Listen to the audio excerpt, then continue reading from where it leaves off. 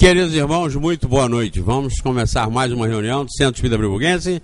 Hoje, domingo, dia 11 de março de 2012. E estamos aí para continuar aprendendo através da doutrina espírita sobre as leis de Deus. Facilita o entendimento da vida, facilita a nossa vida, porque os problemas vão existir, vão continuar existindo. Só que a nossa maneira de entender os problemas e vencer os problemas, resolver os problemas, é que vai mudando à medida que nós vamos compreendendo melhor esse contexto. Nós estamos realmente no mundo, nós estamos vivos, nós existimos, não tem como a gente negar isso. Nós só precisamos entender por que existimos, para que existimos e o que nós podemos fazer para essa vida ter o maior proveito possível em nosso favor espiritual, em favor do nosso imortal. Porque não importa se nós temos 5 ou 10 apartamentos, um apartamento, ou não temos onde morar. O que importa é como nós estamos entendendo tudo isso, como nós estamos por dentro, como gente, como espírito imortal.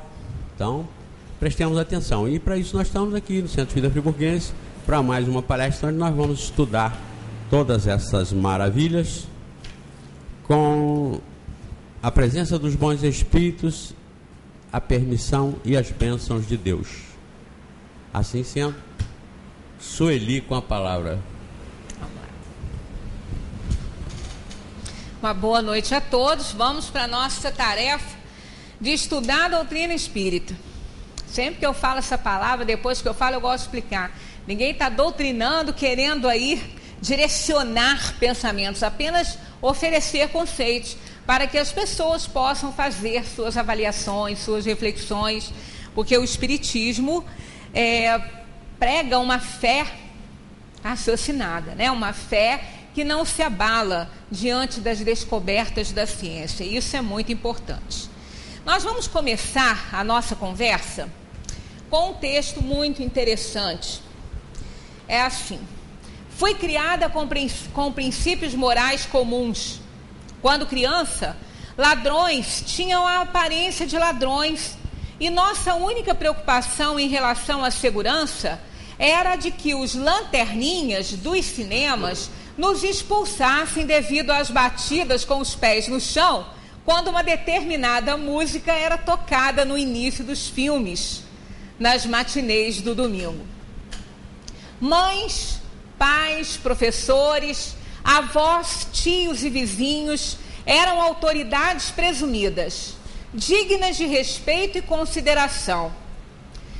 Quanto mais próximos ou mais velhos, mais afeto. Inimaginável responder deseducadamente a policiais, mestres, aos mais idosos, autoridades. Confiávamos nos adultos porque todos eram pais e mães de todas as crianças da rua, do bairro, da cidade. Tínhamos medo apenas do escuro, de sapos, de filmes de terror.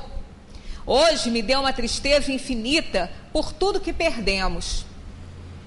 Por tudo que meus netos um dia temerão.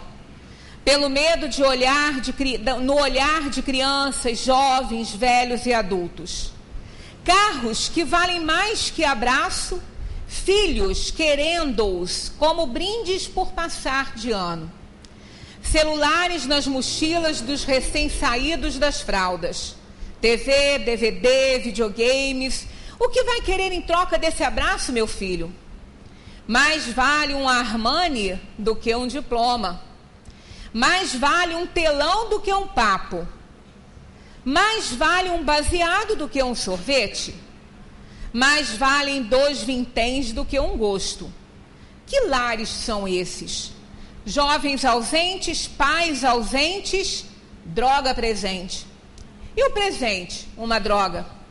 Uma árvore, uma galinha, uma estrela ou uma flor?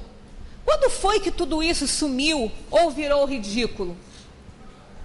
Quando foi que esqueci o nome do meu vizinho?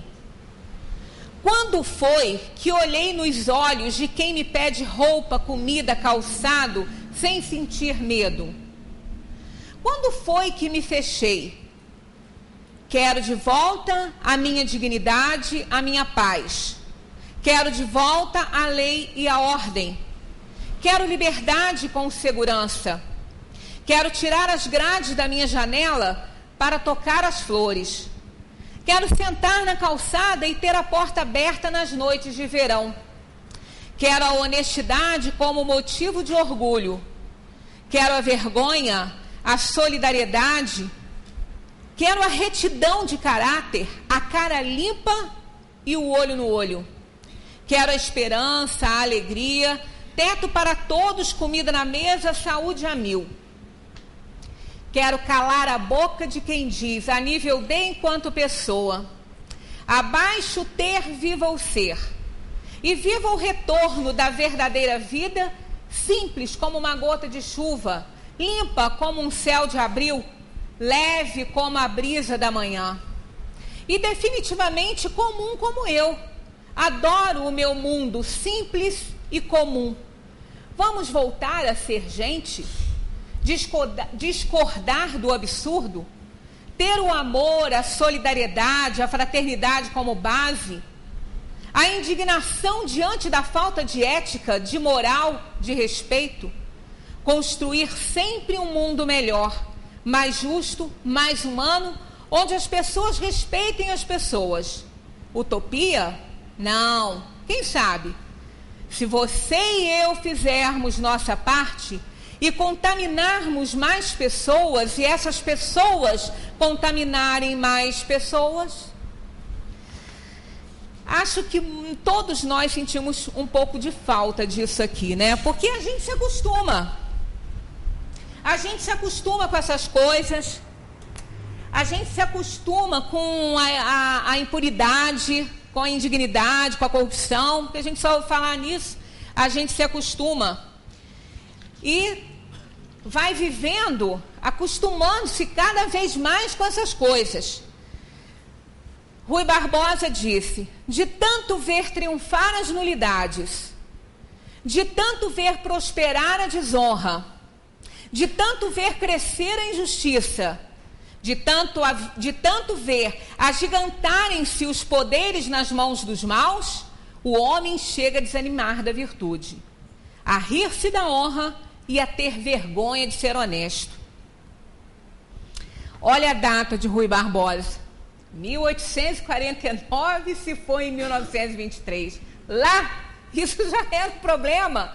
Como era um problema lá em Gil Vicente, lá em 1475, e sempre foi.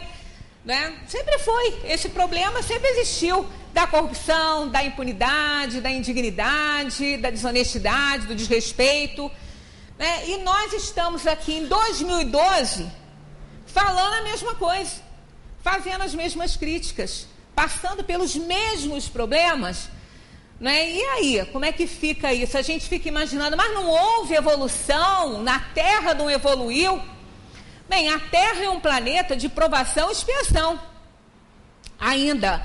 E nela os espíritos reencarnam para evoluir, para crescer, né? Para ver se melhora a situação. Mas a Terra recebe constantemente espíritos recém-saídos de planos primitivos, espíritos reincidentes no mal. Então continuamos com os mesmos problemas.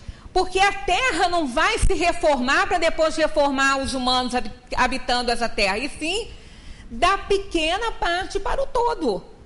As pessoas se reformando, como ela disse aqui, né, se eu fizer a minha parte, esse texto não tem autor. Estava como a autora anônima, então não tem, mas é uma mulher.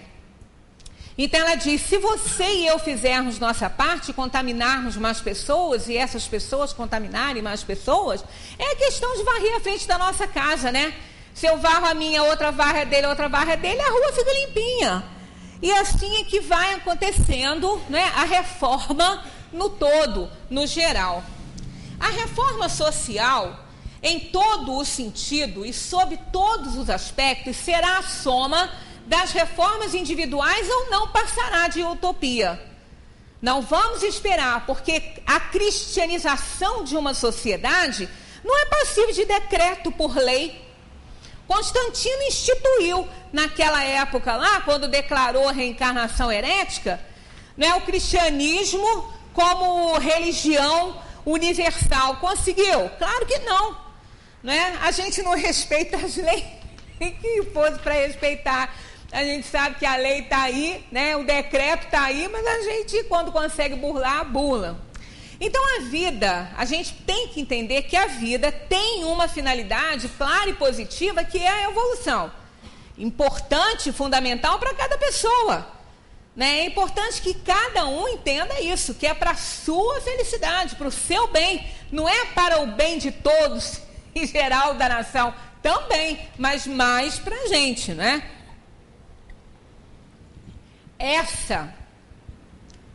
Essa finalidade, ela se processa nos seres conscientes, quer dizer, essa finalidade, essa evolução, ela se processa nos seres conscientes e responsáveis mediante renovações íntimas. Cada um tem que fazer a sua parte intimamente. A educação é um processo individual, constante e progressivo. Semelhante fenômeno denomina-se educação. A obra de redenção é obra de educação. Não tem outro jeito. Não tem. Ontem mostrou o príncipe mais novo, né? O filho mais novo da princesa Diana no Brasil, veio promover aí uma série de coisas. Aí eu estava lembrando, quando o pai dele veio aqui, perguntaram a ele qual seria, né, a sugestão dele para os problemas do Brasil. Ele falou, não só do Brasil, como do mundo, a educação. Só isso que a gente precisa. Isso é falado desde a época de que o mundo é mundo, né? Eu citei ali apenas de Gil Vicente para cá alguns interessados nisso aí, né? Kardec, no último comentário da última pergunta da lei do trabalho, ele faz um comentário belíssimo, parece que foi feito hoje. Aqui tem quase tudo, mas vale a pena ler. Ele diz assim: há um elemento que não se costuma fazer pesar na balança e sem o qual a ciência econômica não passa de simples teoria. Esse elemento é a educação. Não a educação intelectual, mas a educação moral. Não nos referimos, porém, à educação moral pelos livros, e sim a que consiste na arte de formar os caracteres. A que incute hábitos, porquanto a educação é um conjunto de hábitos adquiridos. E agora, olha esse parágrafo. Quando se pensa na massa de indivíduos diariamente lançados na corrente da população, sem princípios, sem freios, entregues aos próprios instintos, deve-se admirar das consequências desastrosas desse fato? Parece que foi escrito ontem. Quando essa arte for conhecida, compreendida e praticada, o homem terá no mundo hábitos de ordem e de previdência para consigo mesmo e para com os seus, de respeito a tudo que é respeitável. Hábitos que lhe permitirão atravessar menos penosamente os maus dias inevitáveis. A desordem e a imprevidência são duas chagas que só uma educação bem entendida pode curar. Esse é o ponto de partida, o elemento real do bem-estar, a garantia e a segurança de todos. Parece realmente que a gente está ouvindo alguma coisa escrita agora. Lá em 1857, está lá Kardec. Guerra Junqueiro, né, um vate lusitano, assim, imortal, né, que espetacular, 1850 e 1923, ao que ele escreveu, entre tantos, né? Acendem-se na rua à noite os candeeiros. Coloca-se um gendarme à porta dos banqueiros. A polícia fareja os becos e as vielas. Dobram-se as precauções, dobram-se as sentinelas. E apesar disso tudo, há feras pela rua. O vício não acaba, o roubo continua. E é cada vez maior a criminalidade. Pois bem, iluminai por dentro a sociedade. Ponde o trabalho e a honra onde estiver a esmola. Une o amor ao berço e une o berço à escola. Acendei uma luz em cada coração. 1850. Então, durante todo o tempo, né, em todas as épocas, nós tivemos pessoas preocupadas, apontando os problemas da sociedade.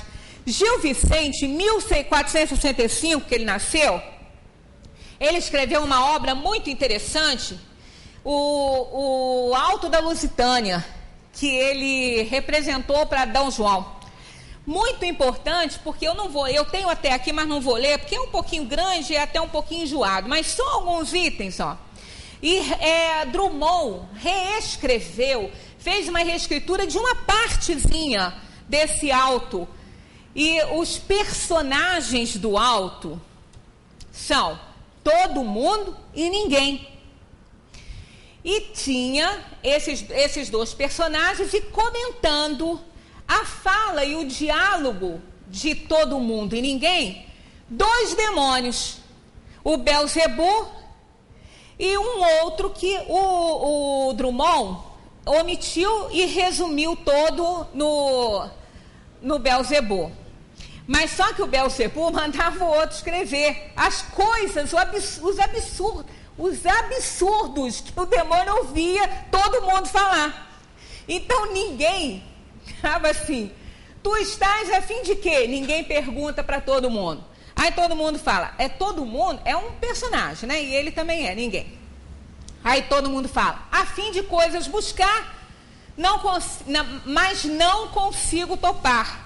Mas eu não desisto porque o cara tem que teimar. Aí ninguém pergunta, me diz teu nome primeiro. Aí ele fala, meu nome é todo mundo. E passa o dia e o ano inteiro correndo atrás de dinheiro, seja limpo ou seja imundo. Aí o Belzebu, junto com o outro, que é Dinato o nome do outro, aí ele fala assim, vale a pena dar ciência e anotar isto bem, por ser fato verdadeiro, que ninguém tem consciência, todo mundo dinheiro, e vai seguindo esse alto, esse diálogo. E o diabo, né, o demônio chamado Belzebu e o outro, eles ficam alarmados com o que eles ouvem de todo mundo. Daí a gente imagina o demônio com medo, né, do que ele ouve os outros falarem. E no fundo, ele redige tudo, ele copia tudo, ele registra tudo. Aí no finalzinho, isso é de Drummond, não é de Gil Vicente, termina assim. Belzebu fala assim, bota o anúncio na cidade desse troço curioso. Todo mundo é mentiroso e ninguém fala a verdade. Ninguém pergunta assim, que mais, bicho? Ele fala assim, bajular, eu quero bajular, todo mundo fala. Aí ninguém diz, eu cá não jogo confete. Aí essa partezinha de Drummond, ele fala assim, Belzebu, 3 mais 4 igual a 7, o programa sai do ar. Lero, lero, lero, lero, currupaco, currupaco, todo mundo é puxa-saco e ninguém quer ser sincero. Trocando em miúdos para a atualidade, tudo acaba em pizza. Né? Então, isso é lá atrás. Né? Então, durante todo o tempo, a gente vê críticas à sociedade, pessoas querendo ajudar, né, os pensadores, os filósofos, os pedagogos, e nada se consegue, porque todo esse trabalho tem que partir do indivíduo. O professor Aurélio define a educação assim, ato ou efeito de educar e educar-se, processo de desenvolvimento da capacidade física, intelectual e moral da criança e do ser humano em geral, visando a sua maior integração individual e social. Olha a abrangência disso aí. A gente pensa que educação é fácil, né? Continuando, ele diz, aperfeiçoamento integral de todas as faculdades humanas, conhecimento e prática dos usos de sociedade, civilidade, delicadeza, polidez e cortesia. Isso é educação. É difícil, né? Educação é uma obra individualizada, processando-se conscientemente com a cooperação do próprio indivíduo. É o indivíduo, cada um, somos nós nos adequando às situações evolutivas, não é? Nos adequando à lei universal com a nossa aquiescência mesma. A pessoa tem que querer, não há uma imposição, não se consegue impor, tem que querer. Na sublime aspiração de colaborar com Deus, no aperfeiçoamento pessoal, através do que se denomina autoeducação. Então, nós temos que fazer o esforço e querer operar a nossa educação. Rui Barbosa, lá vem de novo esse baiano, arretado, né? O bichinho era pequenininho, mas a inteligência daquele homem, maravilhoso mesmo. Ele escreveu um texto, Política e Politicagem, que está servindo para ontem, para hoje e vai servir para amanhã, com certeza. Rui Barbosa, num discurso que ele fez, na festa do trabalho, ele teve essa feliz inspiração, e nós aprendemos isso na doutrina espírita, né? Ele disse assim, uma partezinha do discurso: o Criador começa e a criatura acaba a criação de si mesma. A segunda criação, a do homem pelo homem, assemelha-se às vezes em maravilhas à mesma criação do homem pelo divino Criador. Aí a gente aprende isso no Espiritismo. O homem, o espírito humano é criado por Deus simples e ignorante, para que ele opere a sua evolução, para que ele termine a sua criação, para que ele desenvolva a marca maior do Criador em nós, que fomos feitos à sua imagem e semelhança, o livre arbítrio, a possibilidade de escolher através do conhecimento. Então, Rui Barbosa estava muito de acordo aí, né, com o que a gente aprende no Espiritismo. E é isso que se dá. Nascemos de Deus, mas que é a fonte inexaurível da vida. Isso não resta dúvida. Mas nós renascemos todos os dias em nós mesmos, com o nosso progresso, com o nosso aprendizado, né, com a nossa evolução, com o nosso aperfeiçoamento, com a elevação dos nossos sentimentos, né, porque o objetivo é alcançar o amor incondicional. E esse amor é o instinto elevado à altura do progresso que se faz. Então, todos os dias nós renascemos, todos os dias nós nos recriamos um pouco. Sobre educação, Pestalozzi diz assim: educação é o desenvolvimento harmônico de todas as faculdades do indivíduo. Por isso que ela é fundamental para a ordem, para a ética, para a moral. Educar é tirar do interior. Nada se pode tirar de onde nada existe, mas nós temos essa essência. Nós temos a essência do bem, porque fomos criados à imagem e semelhança de Deus. Então nós temos essa semente. Tudo que germina, germina de uma semente. A nossa moralidade, a nossa elevação, ela tem de onde germinar, porque a semente está em nós. Mas ela precisa ser cultivada, não só por forças externas a nós, como pelas nossas próprias forças internas. Não podemos esperar que aflore na alma de alguém qualidades nobres e elevadas sem que previamente tenhamos feito ali uma sementeira. Então Deus fez essa sementeira e cada um que é responsável pela educação de alguém e cada um responsável pela própria educação vai fazendo essa semente germinar. A diferença entre o sábio e o ignorante, o justo e o ímpio, o bom e o mal, procede de serem uns educados e outros não. Eu já contei aqui uma história, mas vale a pena repetir, perdoe quem já ouviu, mas quem não ouviu vale a pena.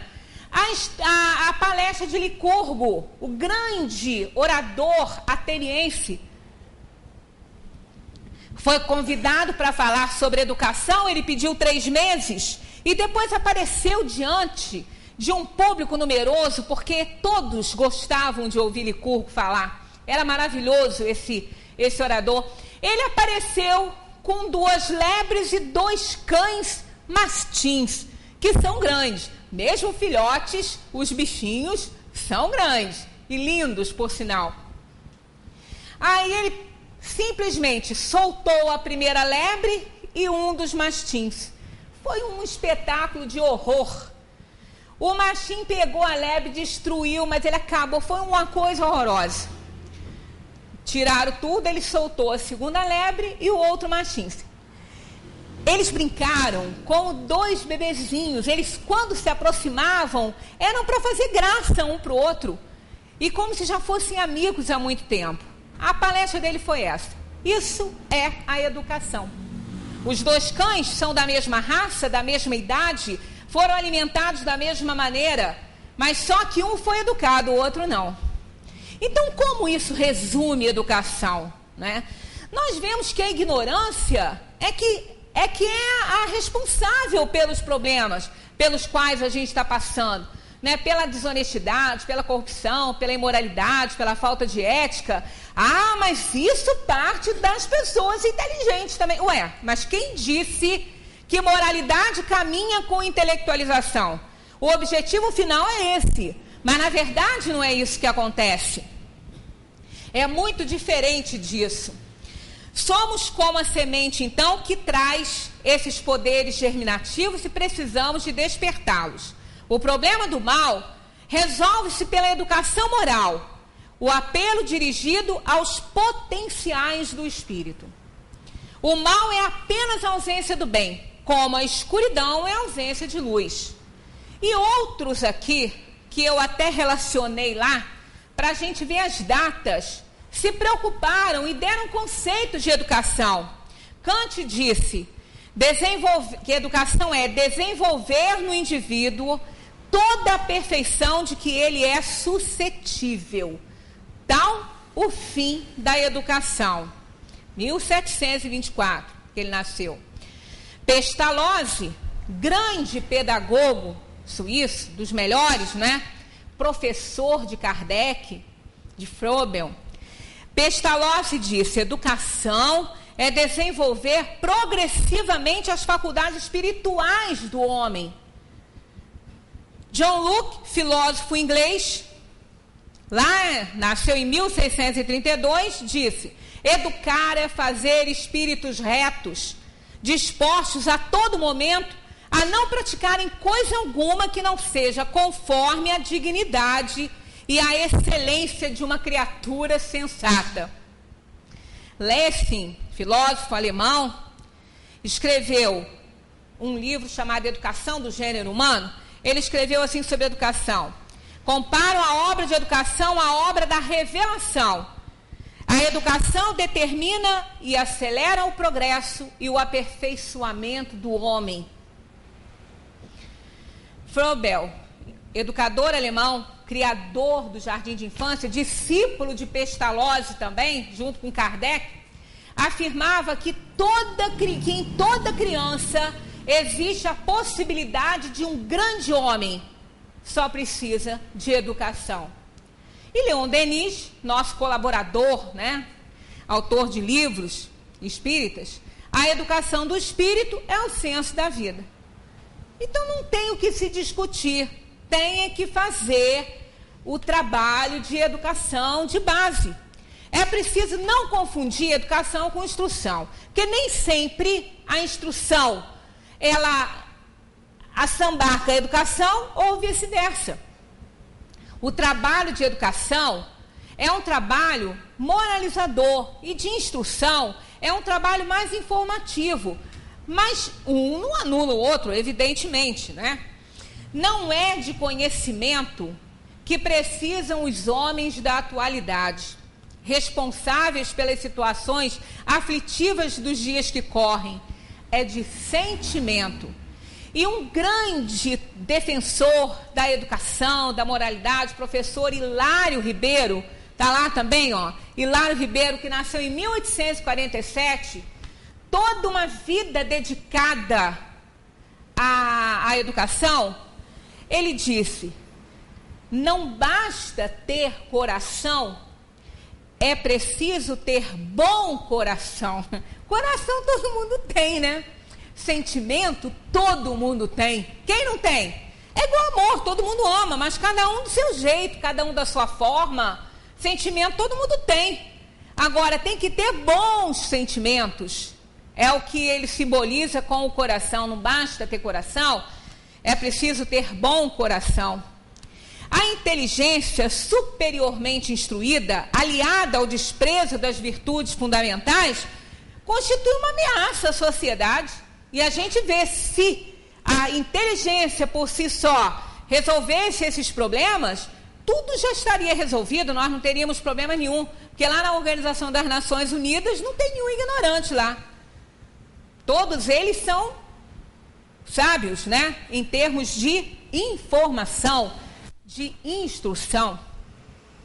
Mas o momento reclama a ação de homens honestos, escrupulosos, possuídos de um espírito de justiça e compenetrados das próprias responsabilidades. Não é da responsabilidade do outro.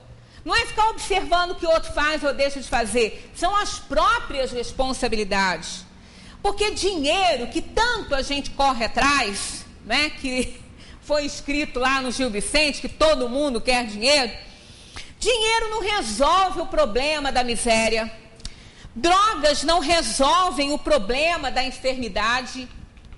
Ela pode amenizar, mas as pessoas doentes não ficam curadas só porque estão tomando remédio, tem as doenças incuráveis.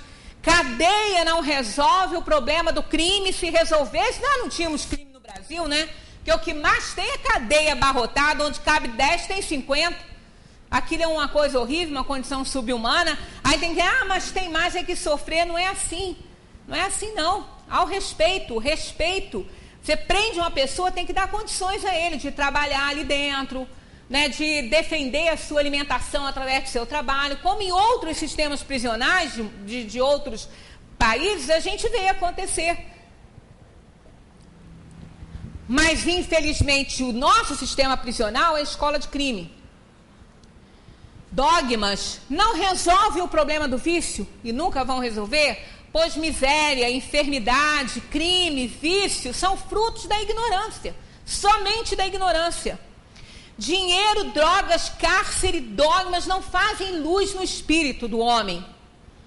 Aí nós temos um conceito, melhor dizendo, o objetivo do espiritismo, que foi escrito por Pedro de Camargo, outro devotado à educação, que sempre trabalhou pela educação. Pedro de Camargo nasceu em 1878 e logo ele se dedicou à educação, nasceu em Piracicaba, São Paulo, e ele tomou contato com o espiritismo e gostou, achou realmente o que faltava para que ele pudesse responder as próprias perguntas.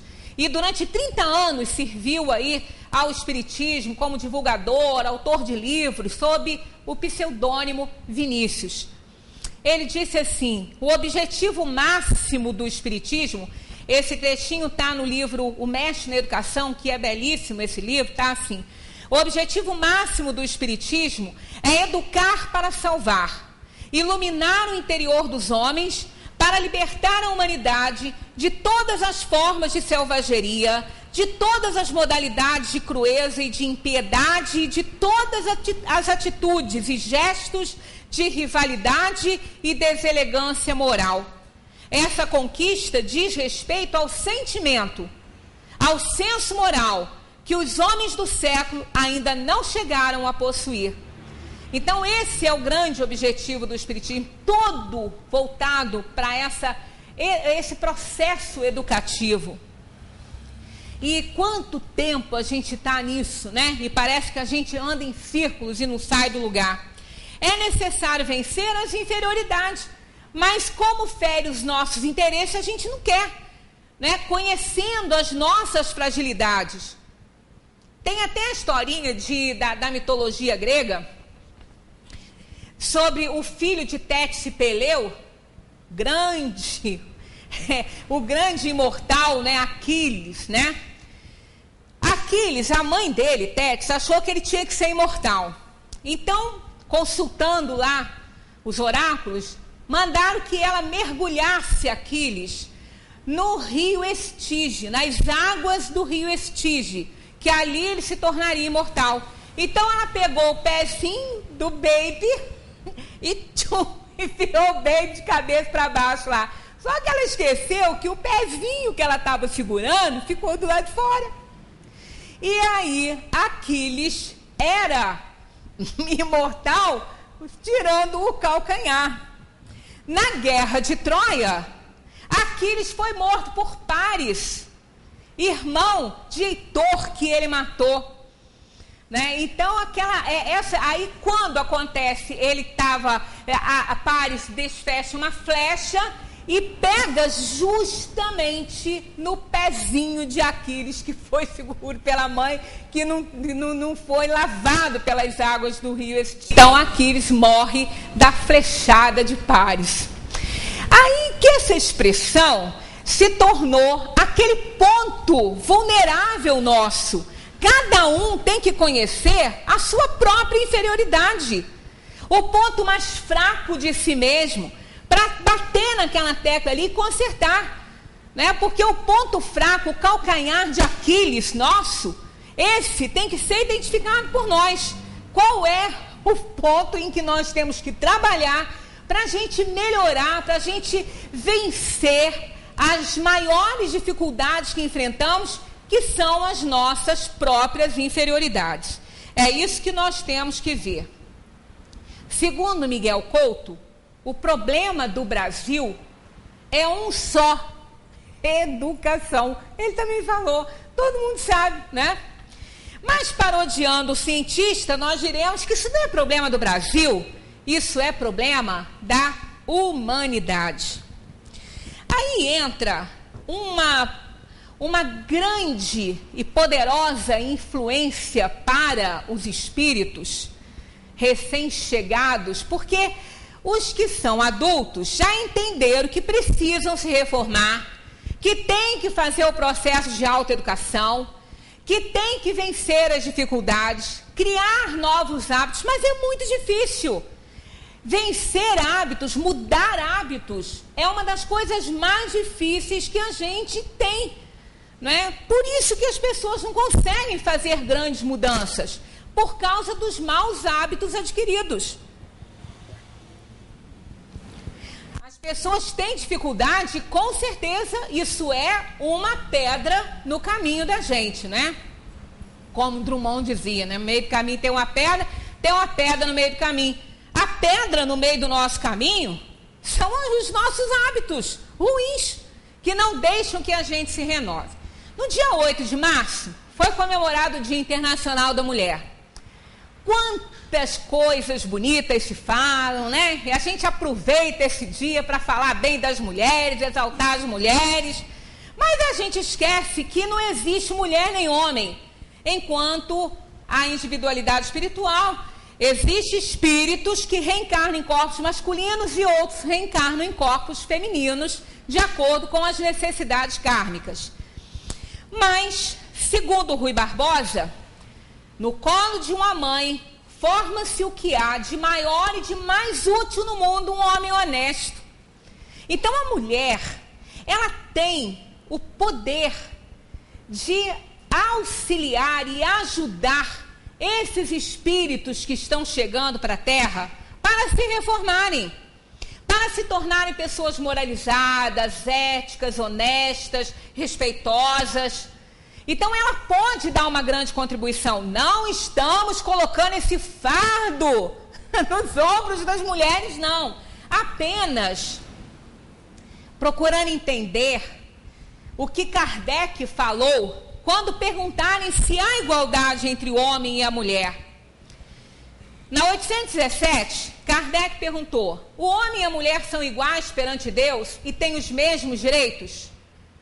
Eles responderam: Deus deu a ambos a inteligência do bem e do mal e a faculdade de progredir. Os espíritos devem progredir em tudo. Cada sexo, como cada posição social, oferece-lhes provas e deveres especiais e novas ocasiões de adquirir experiências variáveis nos campos feminino e masculino. E segundo os espíritos, o espírito, quando reencarna num corpo feminino, ele queima até muitas etapas reencarnatórias quando ele dá conta do recado. quando ele dá conta da tarefa dele, mas é difícil. Um espírito encarnado num corpo feminino, ele desenvolve mais a ternura, a humildade, a delicadeza, o sentimento, a intuição, o amor. E a mulher é a preceptora. A mulher recebe esse espírito, em primeiro lugar, quando ele vem para o mundo, quando reencarna. Ela desenvolve no seu corpo aquele templo que aquele espírito utilizará como instrumento na reencarnação que inicia.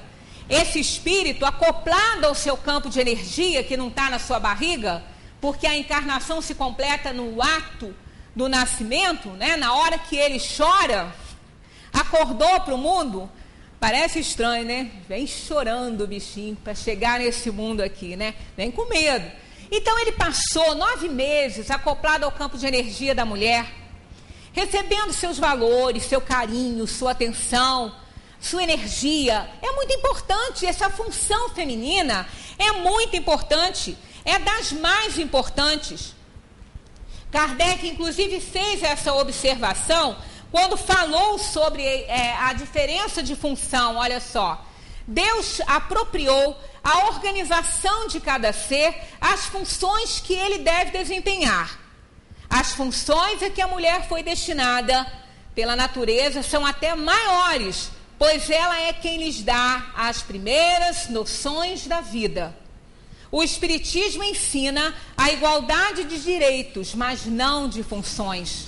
É necessário que cada um tenha um lugar determinado, que o homem se ocupe de fora e que a mulher do lar. Nós não estamos com isso, não queremos nem entender dessa forma que Kardec tenha falado e feito a apologia da Amélia, o retorno da Amélia, não é isso. Mas nós não podemos negar que a mulher, ela por natureza psicológica, tanto que o espírito quando vai mudar de polaridade, é feito todo um trabalho de preparação psicológica, uma mudança no polo psicológico da alma, para que ele possa integrar-se totalmente a um organismo feminino, se ele foi homem na outra encarnação.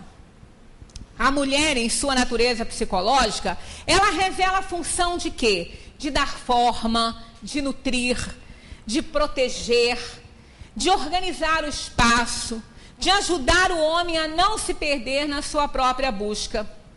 Quem teve casais como filhos pôde observar, mesmo a menina sendo mais nova do que o menino, o carinho é diferente, o cuidado, né? Ela cobre, ela bota a cobertinha em cima, dá beijo, ela desde o início, ela é mãezinha, né? Ela é mãezinha das bonequinhas, ela é mãezinha. Eu costumo falar que não pode botar uma vassoura na mão de uma menininha que nunca mais sai, cola, nunca mais ela desgruda.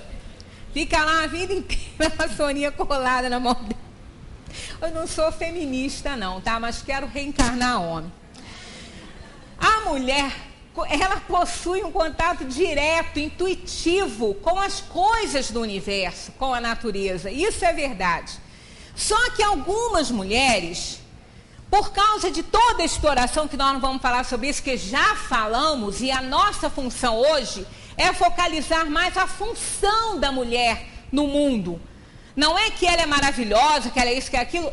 Os homens também são, não é esse o caso, né? Nós estamos falando aqui da função da mulher, da função de educadora, da facilidade que ela tem para trabalhar e para contribuir para a educação desses espíritos recém-chegados à Terra para operarem a sua evolução. Os valores que ela, durante as primeiras infâncias, primeira, segunda, terceira infância, pode oferecer a essa criança, não transferindo responsabilidades para outros. Ela precisa trabalhar realmente. Não é? Antigamente o homem mandava no mundo e a mulher reinava no lar, né? Aquela musiquinha, o avental todo sujo de ovo, isso nunca mais um filho vai ver, né? Nunca mais na vida ele vai ver isso, né? O avental já andou até da cozinha da mãe para as grandes cozinhas dos grandes chefes, né? A mãe nem usa mais essas coisas.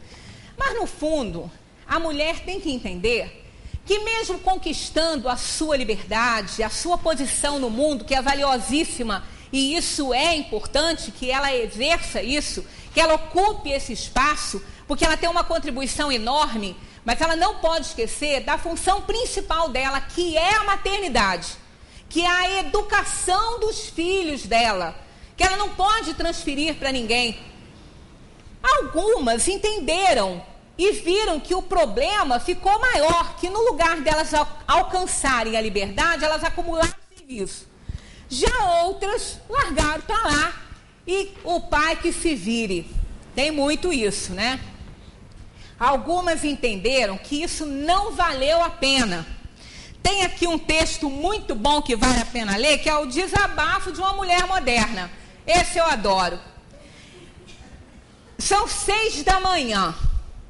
O despertador canta de galo e eu não tenho forças nem para tirá-lo contra a parede. Estou tão cansada, não queria ter que trabalhar hoje. Quero ficar em casa, cozinhando, ouvindo música, cantarolando. Se tivesse filhos, gostaria de passar a manhã brincando com eles. Se tivesse cachorro, passear pelas redondezas. Aquário, ficar olhando para os peixinhos nadarem. Se eu tivesse tempo, gostaria de fazer alongamento, brigadeiro na panela. Tudo menos sair da cama e ter que engatar uma primeira e colocar o cérebro para funcionar. Gostaria de saber quem foi a mentecapta, a infeliz matriz das feministas, que teve a estúpida ideia de reivindicar direitos da mulher. Queria saber por que ela fez isso conosco, que nascemos depois dela. Estava tudo tão bom no tempo das nossas avós. Elas passavam o dia a bordar, trocar receitas com as amigas, ensinando-se mutuamente segredos de molhos e temperos, de remédios caseiros, lendo bons livros das bibliotecas dos maridos, decorando a casa, podando árvores, plantando flores, colhendo legumes das hortas, educando as crianças, frequentando saraus, enfim. A vida era um grande curso de artesanato, medicina, alternativa e culinária. Aí vem uma fulaninha qualquer que não gostava de sutiã, nem tampouco de espartilho, e contamina várias outras rebeldes inconsequentes com ideias mirabolantes sobre vamos conquistar o nosso espaço. Que espaço, minha filha? Você já tinha a casa inteira, o bairro todo, o mundo aos seus pés.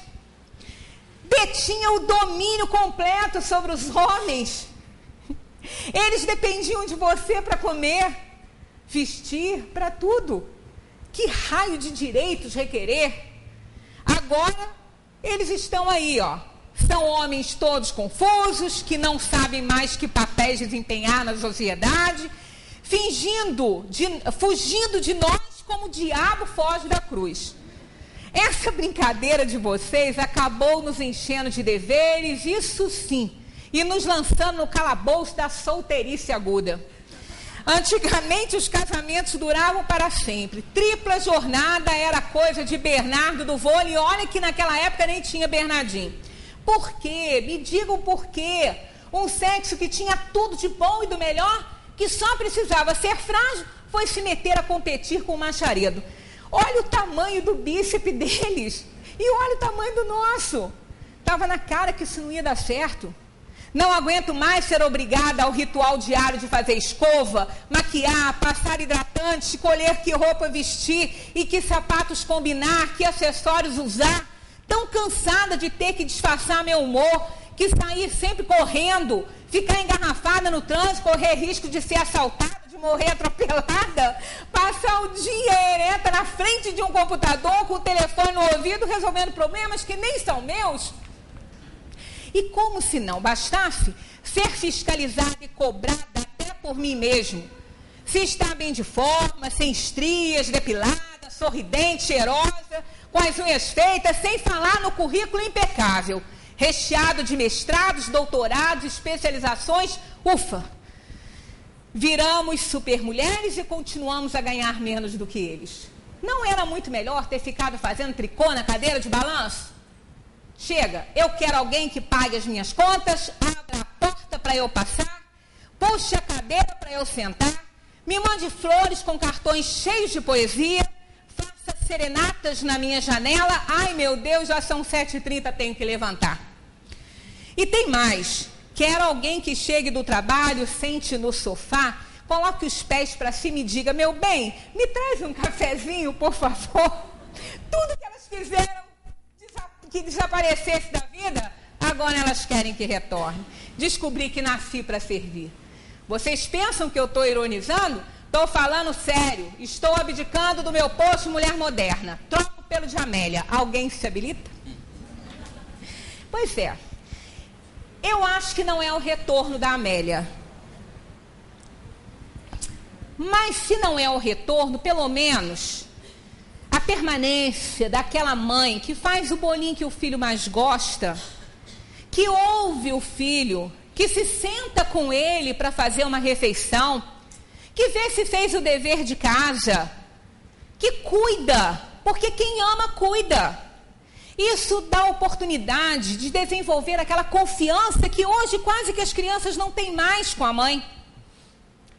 As nossas casas hoje não têm mais cheiro de baunilha, só as das nossas avós. Não tem mais barulhinho de panela de pressão cozinhando uma comidinha boa, né, que dá vontade de entrar e ficar. Porque hoje a modernização modificou tudo isso. Mas tudo isso é muito importante na formação da criança, no cuidado. Porque amar não é ficar dizendo que ama e abraçando e dando beijinho, é demonstrar através da prática, de uma didática. Um pai e uma mãe não tem que se preocupar em deixar dinheiro para filho, deixar uma reputação de honestidade, de ética, de moralidade. Isso que é com o que ele tem que se preocupar. E as mães cuidarem de educar os seus filhos, fazer olhar. Educar, segundo o Rubem Alves, é ensinar a ver e a valorizar o que vê. Nós temos aqui alguns itens importantes para fazer uma reflexão. Toda aquela mãe que ainda tem sob a sua responsabilidade, que a maioria os filhos já partiram para construir aí as suas histórias, né? Mas aquelas que têm, ou até mesmo as avós que colaboram, né, com a educação dos netos. Seja qual for o tempo que pais e filhos passem juntos, há sempre coisas novas ou cruciais que elas desconhecem uns sobre os outros. Você conhece bem as suas crianças, o seu filho? Quem é o melhor amigo de seu filho? Que cor ele gostaria para o seu quarto? Quem é o maior herói para ele? Quem é que o embaraça mais? O que é que o embaraça ou aborrece mais? Qual é o seu maior receio? Na ginástica, seu filho prefere jogar, fazer exercícios ou correr? Qual é seu gênero de música preferido? Qual a pessoa, sem ser da família, que mais influencia a vida do seu filho? Quais os assuntos preferidos e os de que não gosta na escola? De que proeza se orgulha mais seu filho? Qual a principal queixa dele sobre a sua família? Qual o seu programa de televisão favorito? De que esporte ele mais gosta? Se quiser comprar algo para o seu filho, que escolheria ele em primeiro lugar? Qual o professor preferido dele? Que faz realmente seu filho se zangar? Sente-se amado pelas outras crianças? Que quer ele ser quando crescer? Qual foi o maior desapontamento em sua vida? Seu filho sente-se demasiado baixo ou alto para a sua idade? De que é que seu filho gosta mais em você? Que escolheria ele para umas férias, camping, uma visita a uma grande cidade ou uma viagem de barco? De que gosta menos seu filho? Arrumar os brinquedos, buscar copos d'água, fazer compras para casa? Que livro não didático seu filho leu mais recentemente? Qual é a reunião de família preferida dele? Que pratos prefere e de que menos gosta? Que apelido tem na escola? Quando prefere fazer os deveres de casa? Logo a seguir a escola, depois do jantar, pela manhã? Que preferiria ter como animal de estimação? Qual a coisa que seu filho mais se estima? Será que nós responderíamos a todas essas perguntas, todas as mães? Infelizmente, a necessidade da vida moderna colocou a mãe no mercado de trabalho. A necessidade da casa, de suprir, de ajudar no orçamento doméstico. Aí ela se afastou tanto que ela ficou uma ilustre desconhecida dos filhos. Não sabe nada sobre eles. E as crianças não se sentem amadas. E quando não se sentem amadas, se fecham para a educação, receberem algo, porque acham que aquela que não cuida não gosta. Quem não gosta não tem o que oferecer, não liga, não se importa.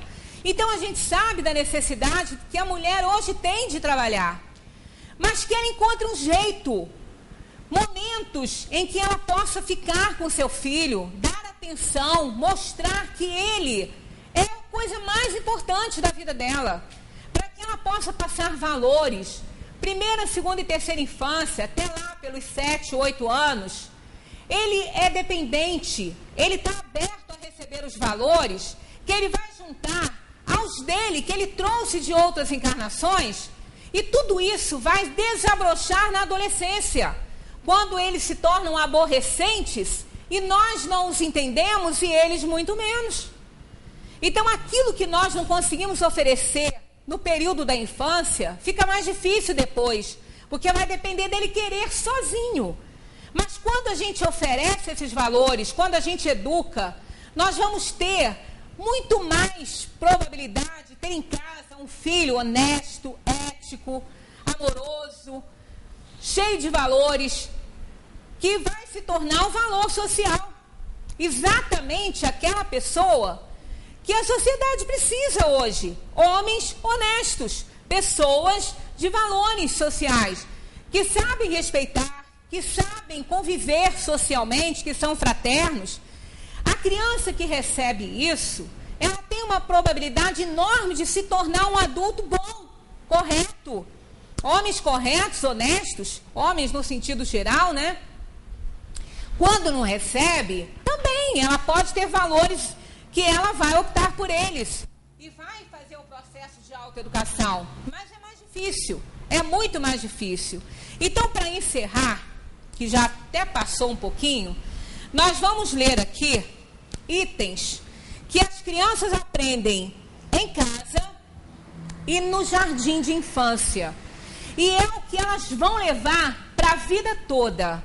E é só o que elas precisam para a vida toda, para se tornarem homens de bem.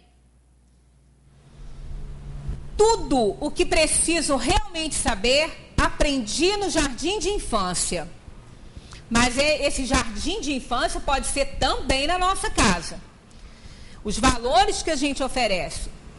Tudo que hoje preciso realmente saber sobre como viver, o que fazer e como ser, eu aprendi no jardim de infância. A sabedoria não se encontrava no topo de um curso de pós-graduação, mas no montinho de areia da escola de todo dia. Estas são as coisas que aprendi. Compartilhe tudo. Jogue limpo. Não bata nos outros. Coloque as coisas de volta onde pegou. Arrume a sua bagunça. Não pegue coisas que não são suas. Peça desculpas quando machucar alguém, mas peça mesmo. Lave as mãos antes de comer. Puxe a descarga. Pão quentinho e leite fazem bem para você. Respeite o limite dos outros. Leve uma vida equilibrada. Aprenda alguma coisa. Pense um pouco. Desenhe, pinte, cante, dance, brinque. Trabalhe um pouquinho todos os dias. Tire uma soneca à tarde. Quando sair, cuidado com com os carros. Dê a mão e fique junto. Repare nas maravilhas da vida. O peixinho dourado, o hamster, o camundongo branco e até mesmo a sementinha no copinho plástico, todos morrem e nós também. Então, se lembre do livro João e Maria e a primeira palavra que você aprendeu, a maior palavra entre todas: olhe. Tudo o que você precisa saber está lá, em algum lugar do jardim da infância. Em leis de convivência, amor, as regras de higiene, a saúde, a ecologia, a política e a vida saudável. Pense como o mundo seria melhor se todos nós, no mundo todo, tivéssemos pão quente, leite todos os dias, por volta das 3 da tarde, pudéssemos nos deitar com um cobertorzinho para uma soneca. Ou se tivéssemos uma política em nosso país, em todos os países, de sempre colocar os objetos de volta ao lugar onde os encontramos e de limpar as nossas bagunças e as nossas confusões. Não importa quantos anos você tenha, ao sair para o mundo, é sempre melhor dar as mãos e andar junto. Pois é, se isso aqui for oferecido à criança, nunca mais ela perderá e haverá uma grande possibilidade dela se tornar uma pessoa honesta, educada, um verdadeiro valor para a sociedade. Muita paz para todos.